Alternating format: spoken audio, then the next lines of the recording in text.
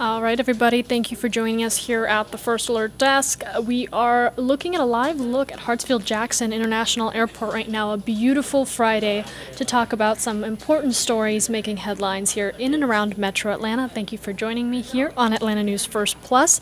I'm Maria Moreau. Let's get into some of your top stories, and I want to start with this.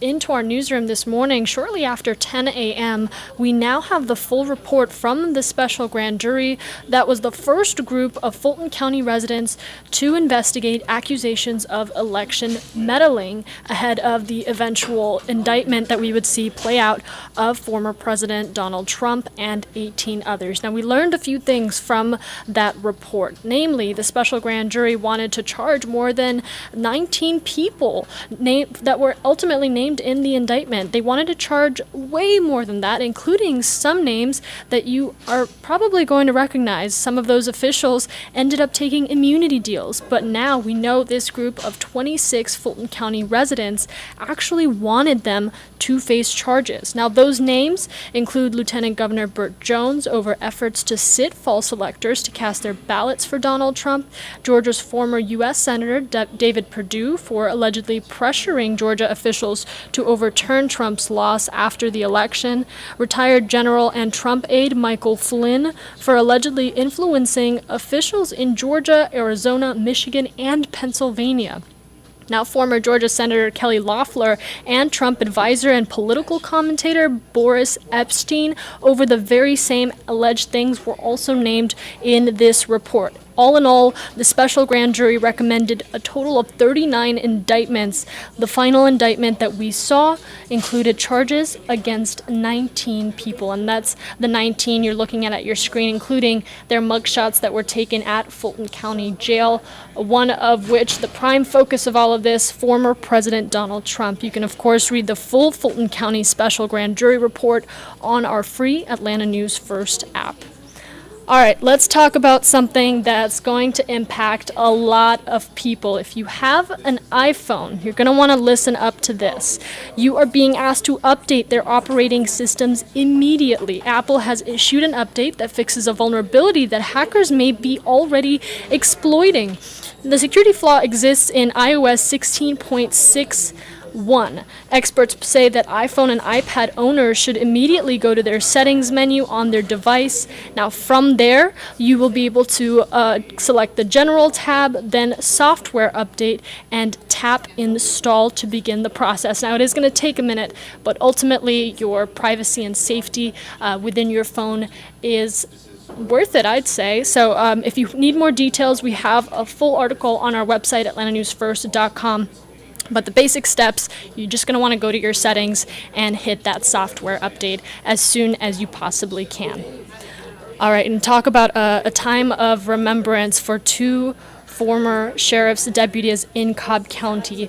Cobb County community law enforcement family gathered for a special service to remember their two colleagues that were killed in the line of duty. Atlanta News First, Rebecca Schramm, was at that service. Here's how it went. I love them. I'll always love them. We will always love them. We will always remember them. They gathered in the deputies' dining hall at the Cobb County Adult Detention Center 1 year to the day after the deaths of two of their own killed in the line of duty. It was for the unveiling of a mural dedicated to the service of deputies Marshall Irvin Jr. and Jonathan Koleski. The night of September 8, 2022, the two were trying to take a man into custody at a home between Marietta and Powder Springs. That's when a different man who lived in the home, Christopher Golden, opened fire, killing both deputies. By the time we got there, both of my guys were down. Lieutenant Christopher Leger was the commander in charge that night. He tells me he thinks about Irvin and Koleski every day, even has their names and radio numbers tattooed on his arm. This is my way to remember them. Golden eventually pleaded guilty and is serving life in prison without the possibility of parole. Deputies say they're touched by the mural painted by military veteran Tivani Brundage and the two special chairs built by a nonprofit. Well, that mural to me is a way that we would never forget these men, these heroes. As when we come out to have lunch, dinner, or breakfast, they would see them. Constant reminder of their sacrifice. And it's a reminder to everyone that comes through our dining area of what they gave. I think a lot can be said about, grieving heroes, grieving those who were so immersed in their community to the point that they spent their lives protecting it and ultimately gave their lives protecting it. So a wonderful memorial, a wonderful way to bring people together and to remember two heroes in the Cobb County community. We'll, of course, have more on that on our website, atlantanewsfirst.com. All right, looking ahead a little bit, I want to talk about an upcoming news conference, remarks that we'll hear from the family of a deacon that was killed during an encounter with Atlanta police. The family will now get a chance to view body camera footage of the incident. Now, if you're not familiar with the story, the 62-year-old was in a crash which led to a struggle with police officers. He was ultimately tased by an officer and later died at the hospital. The family was first denied a chance to see body camera footage of that incident, but now they will get that chance at 3:30. We're going to bring you live coverage and the latest details on Atlanta News First Plus. All right, and talking about the excitement that is already building, the countdown is on for Falcons football. The kickoff against the Panthers happening on Sunday, but before they hit the field here in Atlanta, you can help the return of the Dirty Birds with an event happening tonight. Atlanta News First Madeline Montgomery has been outside of the Mercedes-Benz Stadium, and here's more on what we can expect.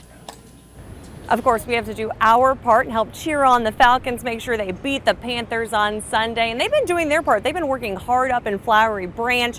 And this is going to be their first time with the defense going against the Panthers' rookie quarterback, Bryce Young. The revitalized defense should be up for the task, bringing in Jesse Bates. He is a key move to help them improve, as well as other moves in the secondary and defensive line. Defensive coordinator Ryan Nielsen isn't too worried about what Bryce is up to on Sunday. His focus is 100% on his guys and what they can control. Now, if you're wanting to come out to the kickoff party tonight, here's what you need to know. It's at Atlantic Station on the Green near Hobnob at 7, and this is a star-studded event. There's going to be a performance by T.I. and the Falcons cheerleaders. Current Falcons players will be there, their head coach and GM will be there, and our friend Freddie the Falcon, who was at the station yesterday, will be out meeting fans. They have good players over there. The offensive line is, a good group. New quarterback, but they've got a bunch of receivers over there that made a lot of plays and a couple of good runners, and so even the tight end position, they got a lot of experience, and so we're looking forward to playing our game, keeping the focus on us. It's all about what we do. And just a heads up for you guys, if you have any plans in downtown Atlanta on Sunday, the game is going to be at 1 right here at Mercedes-Benz, so get ready to see a whole lot of red and black right here. Reporting at Mercedes-Benz, I'm Madeline Montgomery, Atlanta News First. And taking you back out to a look at Hartsfield-Jackson Atlanta International Airport, cannot forget about the wonderful weather that we are expecting to have this weekend. Make sure you have the Atlanta News First Alert weather app downloaded to your phone. Any new information and weather alerts that you'll want to know about that are happening in your community will get sent directly to your phone. Make sure you tune in to Atlanta News First at 3, coming up next.